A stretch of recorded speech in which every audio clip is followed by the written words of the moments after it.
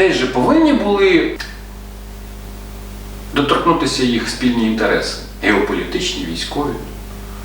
Але ми цього не бачимо. Немає тих хвалебних од перемогам римлян, як там над Карфагеном, над Галлами, над Британией.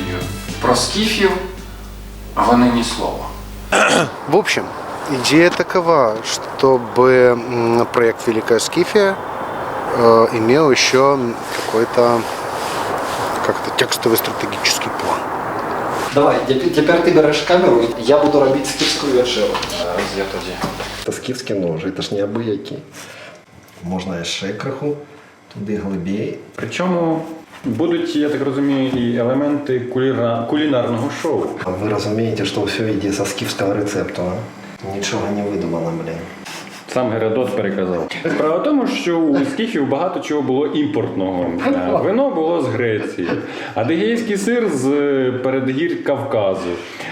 Камамбер. Ми ж нічого там не видумляємо. Ми все на правду робимо.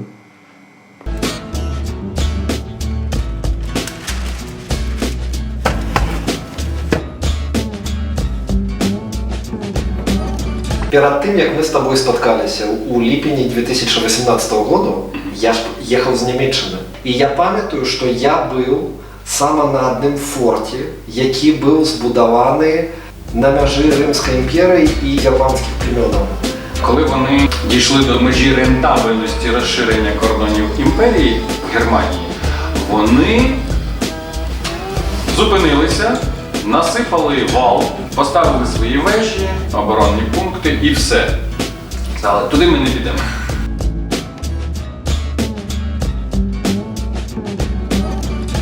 На території України сучасної це Бессарабія, південь Одеської області. Римляни теж дійшли до певної межі і зрозуміли, що далі краще не потикатися. Там на півночі Карпатські гори, які дуже важко пройти. Далі у нас там глибокі каньйони річки Дністер, Прут, Дунай той же. А от внизу там степ, і скіфи там часто гуляли. До Молдови сучасної. Там римляни собі поставили такий захист, так звані Троянові вали, які теж були, по суті, додатковим захисним бар'єром, який допомагав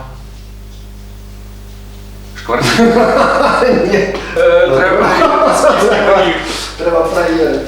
Почалось. Все? Опа! Скіфська вечера. Ах, шкварчить. Шкварчить. Так.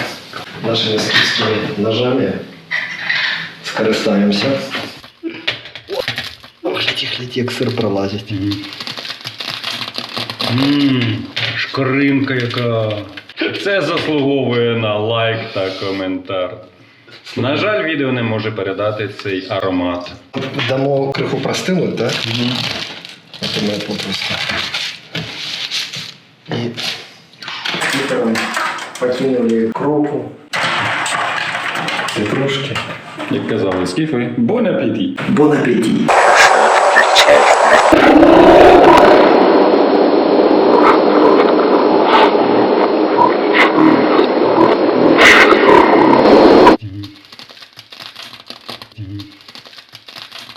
Один мільйон проглядів.